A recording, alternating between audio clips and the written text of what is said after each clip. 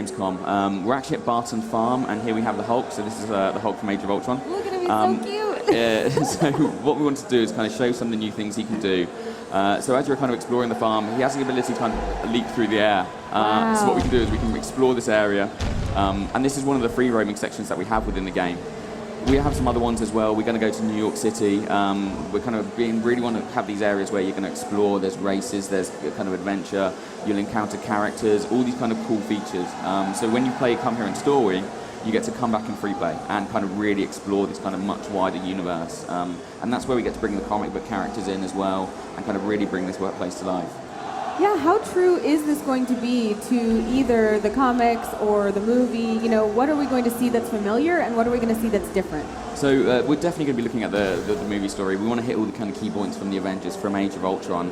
And then with the comic book, we're not kind of set within one comic book arc. We're not one telling of it. We get to mix and match, which means that we've actually got some cool characters that we get to reveal that kind of show that and show the fact that we're jumping around to different areas. Some of the cool things as well is what we get to do with the characters. This is brand new for this title. Here we've got Iron Man, and kind of Iron Man has his suits. What we can do is you can actually go into Tony Stark's HUD, and then you actually have the ability to change suits on the fly. So what we'll do is we're going to select the Mark 1 armor, and in comes Stanley. So Stan's helping us suit up. And the little chicken too. Yeah, so that chicken actually kind of harassing Hulk a little. It's keeping him hangry.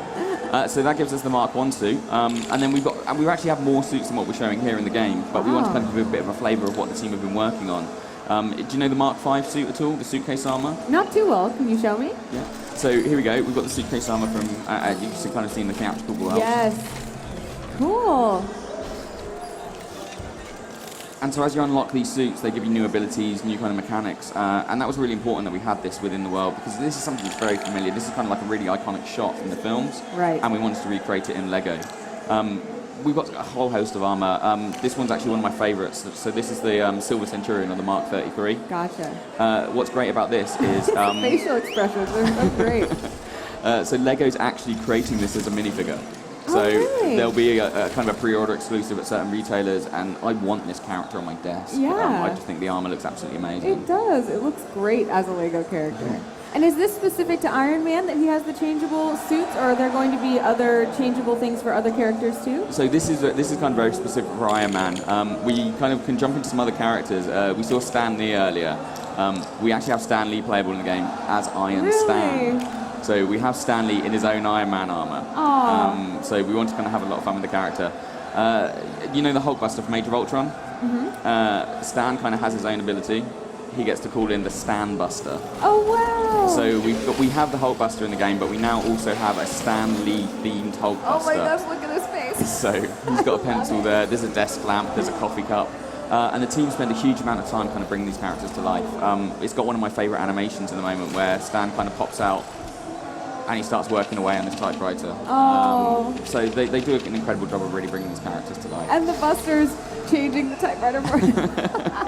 So that's that humor that I love so much about this game, that it's not necessarily jokes, but just it's delight kind of brought to life. And as somebody who works on this game, how do you go about creating those delightful situations? Is it just, you ask yourself what you would like to see? Well, yeah, very much so. The team do a kind of brilliant job of saying, okay, what would we find funny? And we have massive Marvel fans in the office. So they're looking at it and going, say, well, okay, what would we find funny from an animation perspective? What would we find funny from lines of dialogue? What would we find funny from gameplay?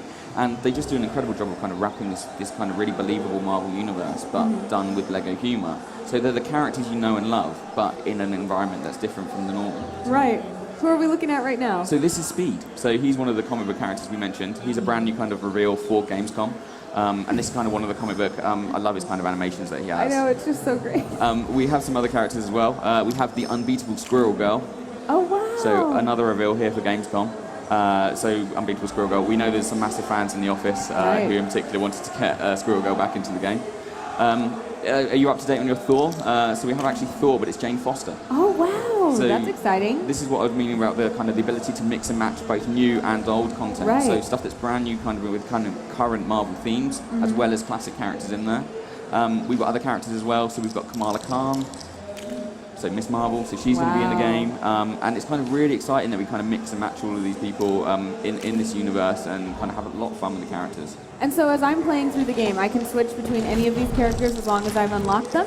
Yeah, so very much so. That's what kind of free play is about. So when you're in story mode, we kind of set the real characters in the kind of real locations. Gotcha. But then when you come back in free play, we want you to be able to toggle, you want to switch, you want to be able to try these characters out, see what new moves, see what abilities they have. And sometimes, are there going to be objectives that I can only get as I go back in free play mode and use different characters and their abilities? Oh yeah, very much so.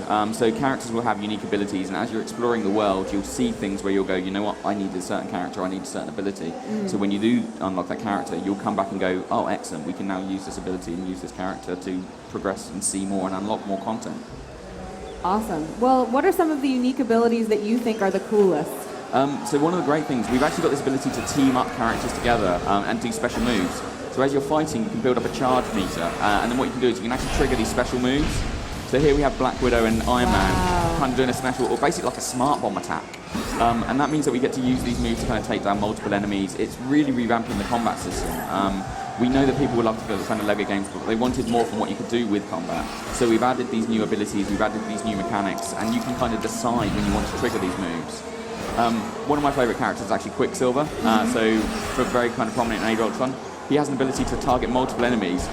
The world slows down, he'll run down, take them all out, and then can carry on. That's so if so you're doing satisfying. That in, very much so. And of course he has special takedowns as well, so he can juggle enemies, and he can pick people up and spin them around in circles. So it makes them really dizzy, they then fall over to defeat them in a single punch. So we want to kind of have a lot of fun with these characters, but like we say, we're revamping the mechanics, making sure there's loads of kind of new cool features.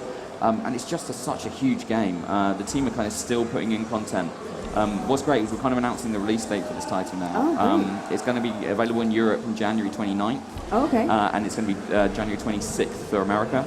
And that's just basically because we really want to fill this game with so much content that people are going to, even if you